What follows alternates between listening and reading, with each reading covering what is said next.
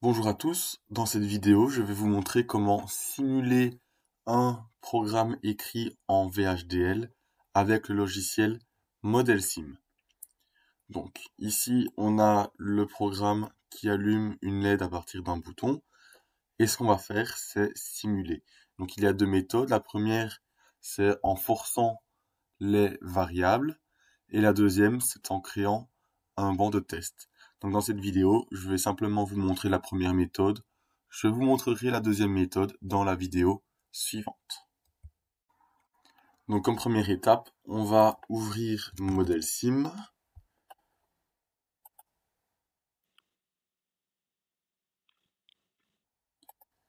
Et ensuite, je vais changer le chemin sur lequel ModelSim est placé. Donc pour ce faire, je vais dans File et puis Change Directory et ça va changer le répertoire dans lequel on se trouve. Et on va aller chercher le répertoire où se trouve le programme écrit en VHDL. Donc le mien, il se trouve dans téléchargement Quartus 2. Voilà. Ensuite, je vais ajouter une librairie dans laquelle je vais mettre ma simulation. Et pour ce faire, je fais File, New, et puis Library. Je peux laisser le nom de la librairie par défaut.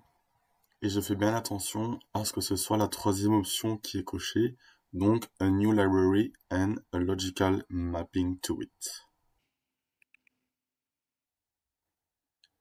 Et ensuite, je vais compiler. Donc, je fais compile et je prends le code en VHDL. Je clique sur compile. On voit ici que ça a bien été compilé. Je clique sur Done et je peux commencer ma simulation en cliquant sur Simulate, Start Simulation. Je vais dans la librairie Work, donc celle que je viens de créer, et je prends LED Button. Je clique sur OK. Et ici, je me retrouve sur les pages de ma simulation.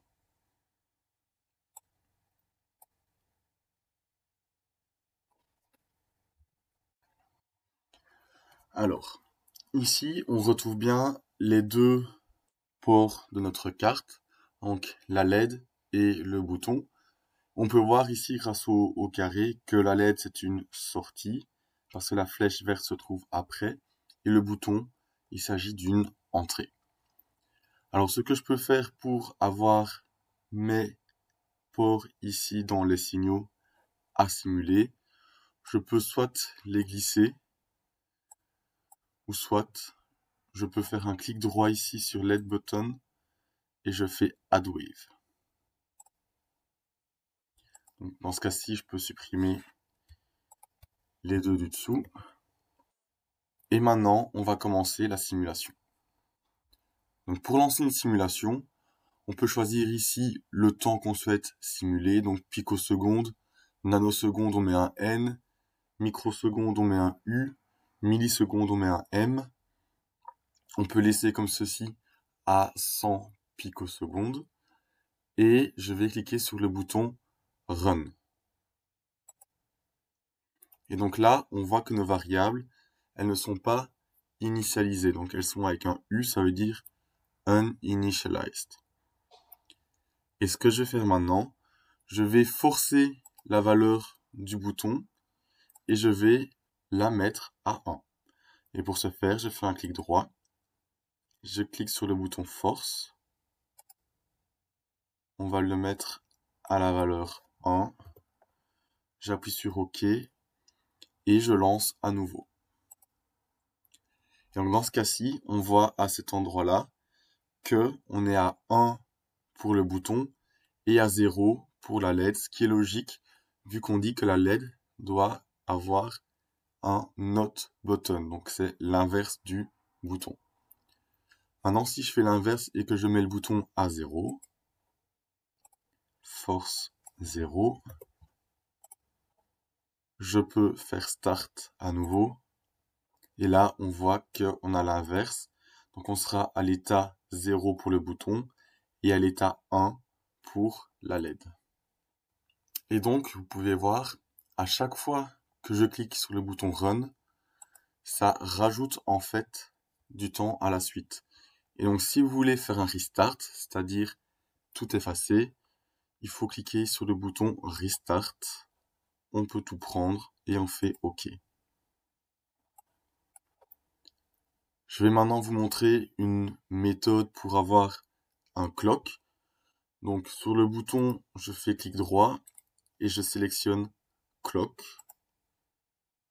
Je lui mets l'état à 1 et l'état à 0. Donc 1 quand il est haut et 0 quand il est bas. On va lui mettre une période de 40 nanosecondes, par exemple. Je clique sur OK. On va mettre ici comme temps 400 nanosecondes. Je clique sur Run. Et ici, j'ai le clock. Alors, on ne le voit pas. Et pour le voir, je peux faire un clic droit, zoom full. Et là, on voit correctement les deux signaux. Donc, le signal du bas qui est le bouton et le signal du haut qui est la LED. Et donc après, je peux déplacer mon curseur. Et à chaque fois, on peut voir ici à gauche que les valeurs changent en fonction de l'endroit où se trouve mon curseur. Je vais maintenant vous montrer quelques astuces pour utiliser le logiciel. Donc la première astuce, c'est pour ressortir ici le graphique. Je peux cliquer sur le bouton Dock, Undock qui se trouve en haut à droite. Ce qui nous sort le graphique ici. Ensuite, je peux faire un zoom in et un zoom out en cliquant avec le clic droit sur l'écran et appuyer sur le bouton zoom in ou bien zoom out. Et si je veux avoir tout le graphique affiché du début à la fin, je peux cliquer sur le bouton zoom full. Et là, j'ai bien tout le graphique qui démarre de 0 et qui va jusqu'au bout, donc dans ce cas-ci, les 400 nanosecondes. Je peux aussi, à partir des boutons en haut à gauche, faire déplacer le curseur de transition en transition. Et donc, si je sélectionne le bouton et que je clique sur le bouton transition précédente, on peut voir que le curseur se déplace à la transition précédente. Même chose de l'autre côté. Donc là, c'est pour aller à gauche, là, c'est pour aller à droite.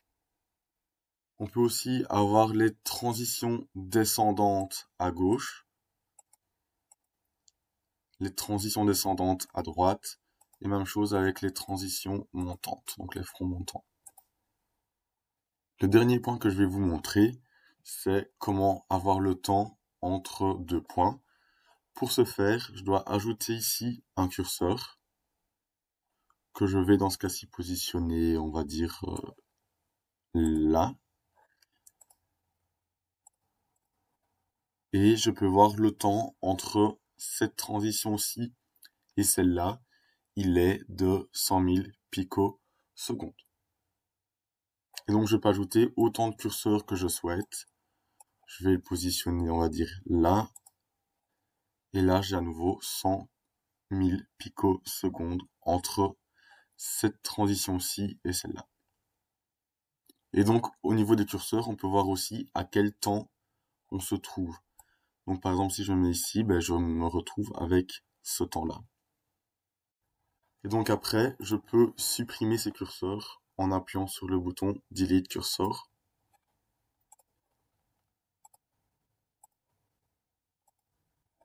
Et comme ça, on a le graphique.